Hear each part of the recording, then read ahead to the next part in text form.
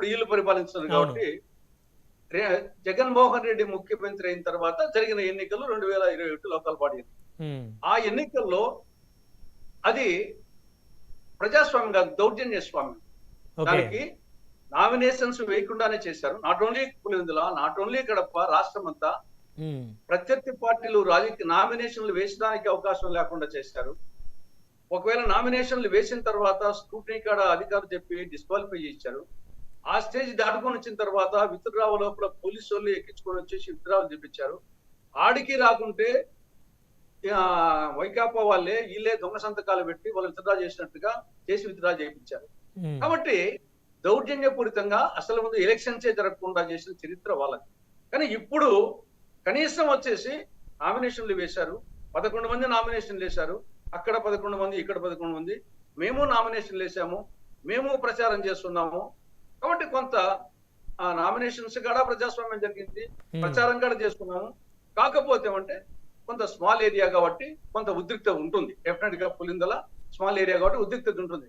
కానీ నామినేషన్లు వాళ్ళు అందరూ వేశారు, మేము కూడా వేసాము, ఇండిపెండెంట్ వేశారు.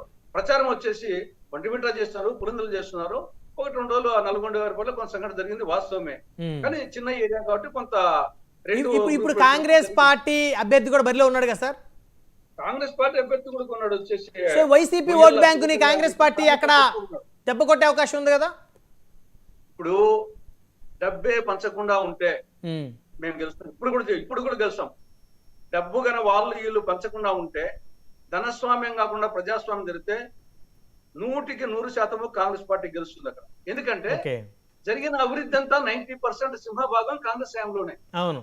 2004, 2014 మధ్యనే ఆ యొక్క మండలంలో గాని, నియోజకవర్గంలో గాని, ఊరూరికి సిమెంట్ రోడ్లు గాని, చిత్రావతి బ్యాలెన్స్ రిజర్వాయర్, పివిసి ఆధునికీకరణ, Paidipalem reservoir, Gandikota CBR lift irrigation, Lingala canal, JNTU, IIIT, తర్వాత కడప పులిందుల 4 లేన్ల road, cement road, underground drainage, అంతర్జాతీయ పశు పరిశోధనా కేంద్రం. ఈ విధంగా చెప్పుకుంటూ పోతే పులివెందుల నియోజకవర్గంలో జరిగిన అభివృద్ధిలో సింహభాగం 90% కాంగ్రెస్ హయాంలో జరిగింది. వీళ్ళిద్దరి హయాంలో 10%. కాబట్టి అభివృద్ధి పరంగా చూసుకున్నా మేము వచ్చేసి 1000 రూపాయలు పంచిన పంచకూడదు ఎలక్షన్స్ లో, కానీ ఎవరు చెప్పరే పంచినామని చెప్పేసి. కానీ ఇద్దరు వచ్చేసి 10,000కు మించే పంచుతున్నారు. పులిందో జన్మ నాకు తెలియదు, కానీ ఒంటిమిట్ట వరకు కొంత తక్కువ ఉంటుంది. అడగుడక 2, 3, 5 పోతుంది.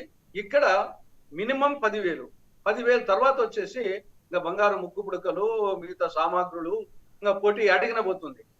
మేము ఈ నేపథ్యంలో కూడా మేము 1000 పంచితే మేమే గెలుపు. మేము అది కూడా పరిస్థితుల్లో లేము. ఎందుకంటే క్యాండిడేట్ లేడు, మాకు ఆ శక్తి లేదు, పిసిసికి ఆ శక్తి లేదు, ఏఐసిసికి ఆ శక్తి లేదు. కాబట్టి మేము ఇంకా హెచ్చులు చెప్పుకోవడానికి ఉపయోగం లేదు.